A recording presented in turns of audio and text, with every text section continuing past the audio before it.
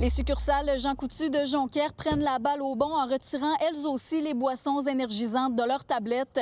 Cette décision est effective depuis ce lundi, alors que depuis plusieurs mois, on assiste à une véritable levée de boucliers contre l'accès trop facile aux boissons énergisantes pour les jeunes. Le réseau Family Prix à la grandeur du Québec avait également emboîté le pas le 6 mai dernier. La chaîne répondait alors à la recommandation de l'Ordre des pharmaciens du Québec émise la même journée. Plusieurs citoyens rencontrés saluent l'initiative. Moi, je conçois que les boissons énergisantes devraient juste être vendues, mettons, en dépanneur, comme c'est déjà le cas présentement, puis rester dans les dépanneurs. Puisqu'en pharmacie, ça prévient pas nécessairement de risque de maladie, là, ça fait que causer plus de risques, mettons, au niveau cardiaque, etc.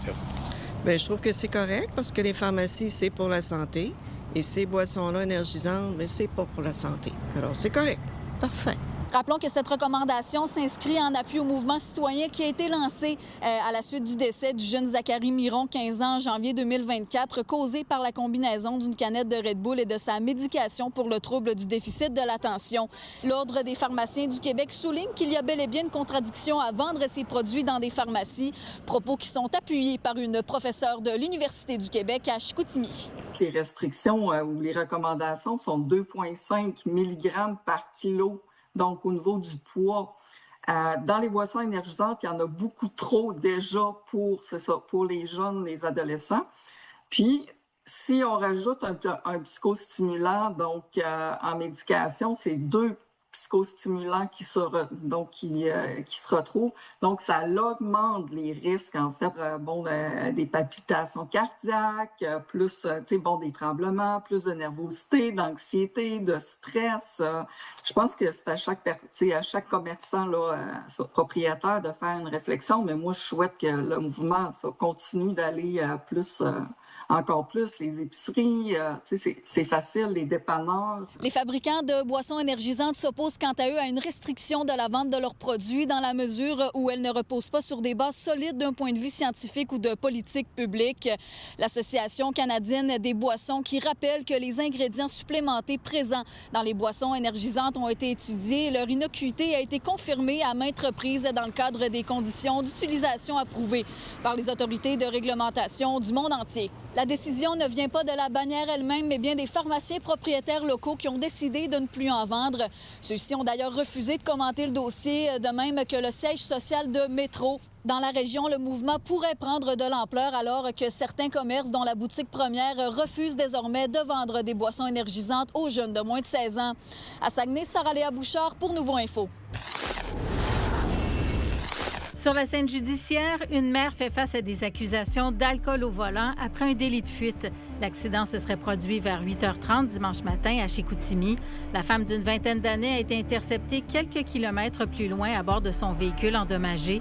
Son bébé d'environ 1 mois se trouvait sur la banquette arrière. L'enfant, qui se porte bien, a été pris en charge par des membres de sa famille. La dame a eu un accident.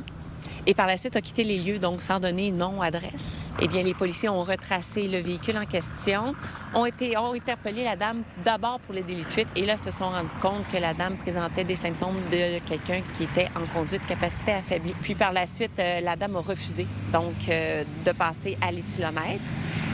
Et ils se sont en même temps rendus compte qu'il y avait un bébé d'environ 1 mois à l'arrière du véhicule. 2 piétons ont été fauchés ce week-end à Saint-Honoré. L'un d'entre eux a été gravement blessé. Un automobiliste dans la trentaine pourrait avoir volontairement foncé sur les 2 victimes sur la rue de l'Aéroport vers 2h samedi matin. L'individu d'une trentaine d'années devrait faire face à des accusations de tentative de meurtre, d'agression armée et de délit de fuite. Il a été libéré sous condition d'ici la suite des procédures. Dans les dernières semaines, la frénésie des séries est dans l'air. Autant les Canadiens que les Saguenayens de Chicoutimi performent dans leurs ligues respectives. Et c'est dans ce contexte que la ville de Saguenay et les Saguenayens de Chicoutimi ont annoncé la création d'un nouveau poste, le poste de directeur technique hockey pour la région. Et ce sera Simon Gaudreau, l'entraîneur-chef des Inuks Division 2, qui recevra ce poste.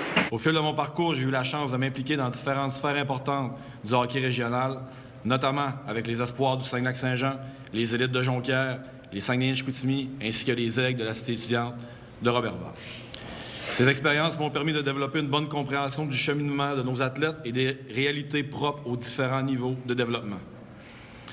Je suis particulièrement heureux de pouvoir collaborer au développement du hockey régional et de mettre mon expertise au service de nos joueurs ainsi que de leur contexte familial. L'objectif de ce poste, ce sera d'unifier et d'organiser l'offre des différentes organisations régionales de hockey, créer une chaîne de développement plus claire pour les jeunes et éviter d'avoir plusieurs organisations qui travaillent chacun de leur côté. Il y avait des problématiques, il y avait les organisations n'étaient pas nécessairement communes. Avant, des fois, c'était un petit peu plus en silo. Là, c'est de travailler tout le monde en commun. Mais c'est d'avoir une vision un peu plus globale sur le sport dans la région, principalement sur le hockey. Donc, nous, on se dit comme organisation, si on veut accueillir des joueurs de hockey performants au niveau universitaire, ça commence par les tout-petits. Et donc, Simon connaît tellement l'environnement de la région au niveau du hockey mineur que c'est à travers notre entraîneur qu'on va pouvoir s'assurer qu'il y ait cette continuité-là. De l'équivalent de Pee-Wee, par exemple, jusqu'à l'universitaire. Au total, c'est 360 000 $ qui a été déboursés par les Saguenayens de Chicoutimi. Et cette dépense provient d'une entente avec la ville de Saguenay où les surplus doivent obligatoirement revenir à la communauté. À Saguenay, Louis-Mathieu Corneau pour Nouveau Info. J'aime l'adrénaline quand tu es dans le parcours et quand tu sautes. La saison 2026 est officiellement lancée au Parc équestre olympique de Bromont, alors que se tenaient en fin de semaine les compétitions du National Bromont 2. Les athlètes que j'ai rencontrés étaient très fébriles, d'autant plus que le site célèbre ses 50 ans d'existence cette année. Qu'est-ce que vous aimez dans le fait de monter à cheval? Moi, j'aime vraiment les relations qu'on développe avec les gens autour qui partagent la même passion. C'est vraiment le fun parce que ça crée comme une genre de famille. Puis on se retrouve vraiment, puis je trouve qu'il n'y a pas de jugement, puis juste tout le monde fait la passion en même temps ensemble, c'est vraiment le fun. Puis dis-moi, toi, qu'est-ce que t'aimes dans le fait de compétitionner ici à Bromont? Je trouve ça vraiment cool. Là. Il y a plein d'esprit d'équipe, puis on croise plein de choses, plein de personnes qu'on connaît, puis c'est vraiment cool. Est-ce que ça fait longtemps que tu montes à cheval? Oui, je monte. J'avais 6 ans pour que j'ai commencé à monter. Là. C'est un site qui est vraiment très c'est magnifique pour les chevaux. C'est aussi une place où on peut se faire voir. Puis on supporte aussi les cavaliers, les cavalières qui participent depuis plusieurs années. Pour la compétition, ça prend le veston, la chemise blanche. Ça prend nécessairement de l'équipement de protection, donc la bombe. C'est un sport qui est élégant. Comment tu trouves le parc ici à Bromont? Super bien, c'est vraiment beau. Les chevaux ont des belles installations, ils ont refait les box. Ce qui est intéressant cette année, c'est qu'on se remémore la création des 50 ans du Parc équestre olympique de Bromont. On sait que ce parc équestre-là a été fondé en vue des Jeux olympiques de 1976. Alors, le monde entier a eu les yeux tournés vers Bromont en 1976 parce que se tenaient les disciplines équestres dont la princesse Anne, en fait, a participé. Alors, aujourd'hui, on est vraiment heureux d'avoir encore, on peut dire, des reliques de ce qui s'est passé à l'époque. On a encore, depuis 50 ans, des événements équestres qui nous font rayonner à l'international. Parcours sans faute pour le numéro 165 avec un temps de 45-23. Notre garçon fait de la compétition depuis 6 ans maintenant. C'est enchanteur comme endroit. Qu'est-ce que tu aimes dans le fait de monter à cheval?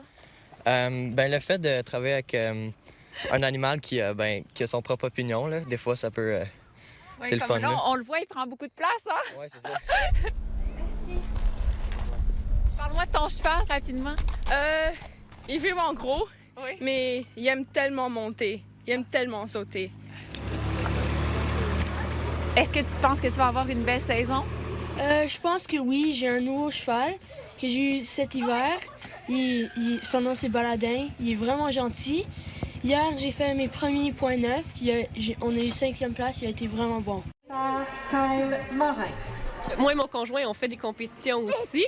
Là, avec bébé, cette année, on est plus tranquille, mais on aime ça, là, venir voir les gens qu'on connaît, puis voir la compétition. Tu aimes les chevaux? Oui. Est-ce que tu aimes les chevaux? Ah, c'est quoi ça? Des épreuves auront lieu au Parc équestre olympique de Bromont jusqu'au week-end du 25 septembre prochain. À Bromont, Alexandra Paré pour Nouveau Info.